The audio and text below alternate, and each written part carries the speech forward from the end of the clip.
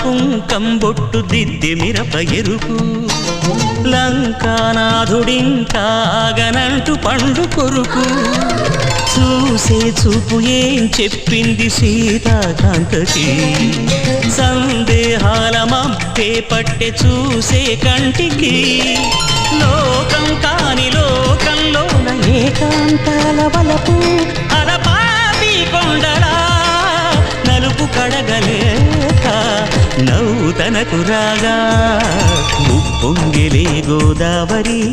ఊగిందిలే చేలోవరి భూదారిలో నీలాంబరి మా సీమకే చీనాంబరి